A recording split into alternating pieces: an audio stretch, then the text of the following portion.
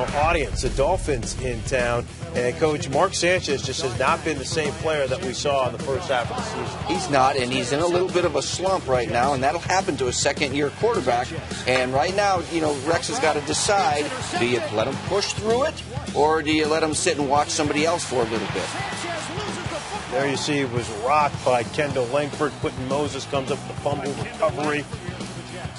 And it was that kind of day. Dolphins now up 3-0. Chad Henne to Brandon Marshall. Marshall back for the first time after missing a couple of games with a bad hamstring. Dolphins on top 10-0. Marshall was excited there, Fred. The second quarter. Happy to be back. And it's Henne rocked by Calvin Pace. The Jets come up with the recovery. So can Gang Green get something going? No. Here we go, Prime, on 3rd and 10. And this just hurts. This hurts. Mike, that was a great route, slant and go quarterback bid. This is the only problem. You got to make that play, Santonio. All right, it led to a Nick Folk field goal. 3:11 left here in the third. Now watch Nolan Carroll. This is on a punt. As he's running out, he was almost tripped by Jet strength and conditioning coach Sal Alosi.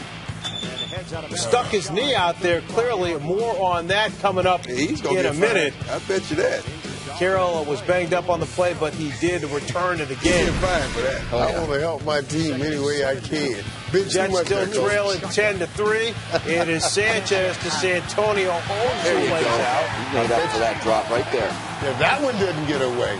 But they weren't able to get in the end zone. The other one was They had to settle for another field goal, 10-6. Henne trying to scramble here on a 3rd and 3. But Brian Thomas says it's not going to happen. And this is the same situation the Jets have found themselves in, Coach, in a lot of the key games that they've actually come back and won, but it wasn't to be today. They've come back and bite you. The close games, the overtime games on the road, they've done it, but in this drive, they failed to put successive plays together. 2 sacks right here on 2nd down and on 4th down to end this game. Cameron Wake getting Sanchez there. This is a big 3rd and 16, and Dustin Keller can't hold on. 4th and 16. It is Cameron Wake. Good night. Mark Sanchez and the Jets. They fall 10-6, so now they are 2 games behind the New England Patriots in the AFC East.